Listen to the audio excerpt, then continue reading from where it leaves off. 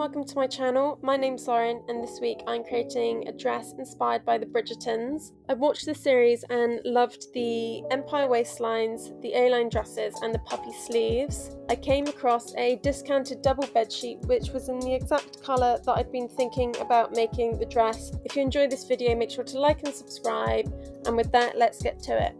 So the materials that I used were, of course, the bedsheet.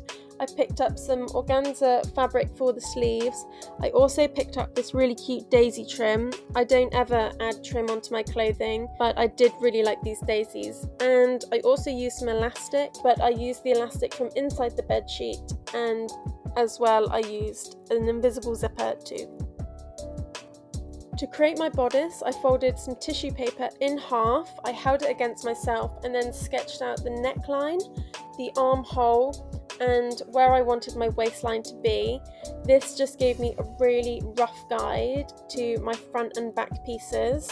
Since my fabric was slightly on the more see-through side, I did cut out lining pieces as well. So I had 2 front pieces and 4 back pieces. I then just sewed the lining and the outer pieces together along the sleeves and the side seams. At this point I was able to tailor it a little bit better to myself, as well as adding the ruffle across the front.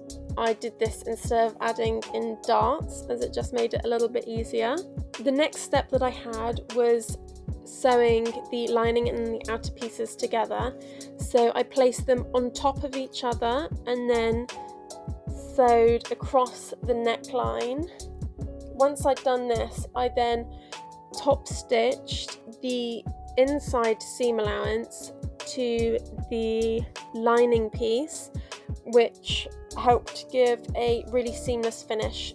To create the skirt section of the dress, I used a quarter circle pattern, and instead of measuring around my waist, I measured around my underbust, as this is where the top of the skirt is going to sit to create the long A-line finish.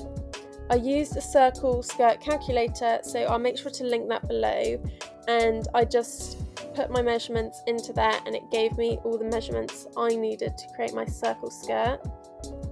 And then I just simply started from the center of my quarter circle that I'd created and just marked and cut out the pieces that I didn't need.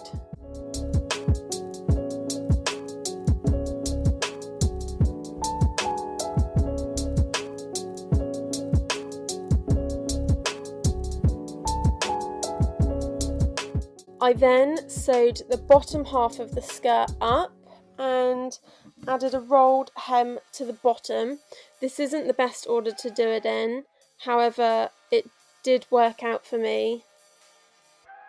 My next section was to connect the bodice and the skirt together, so I opened up the bodice and placed them right sides together with the outside layer and then sewed straight across.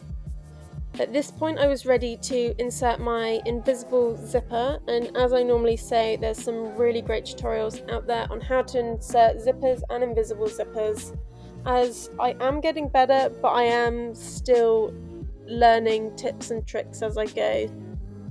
Next I started working on my sleeves, so I hadn't used this material before, but I just created a large rectangle. I folded it in half and then cut a very rough S shape, similar to how a normal sleeve would be, but almost as though it had been stretched outwards.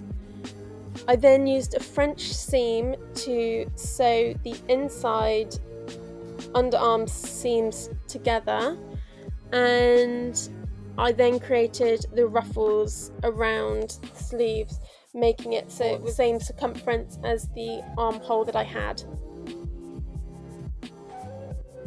Before going any further, I then created 2 elastic loops which fit snug around my upper arm and sewed these to the ends together and then sewed them into the ends of my sleeves using a zigzag stitch.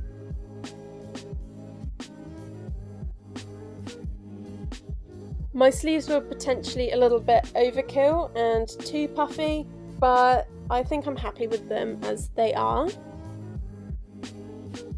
So I originally started by sewing my sleeves, sandwiching them between the lining and the outer, and then just top stitching them on. However, I wasn't such a fan of how this looked, and I ended up doing a ladder stitch, so both sides of the shoulder seams were seamless. It did take quite a bit of time, however, I think the overall look was definitely worth it.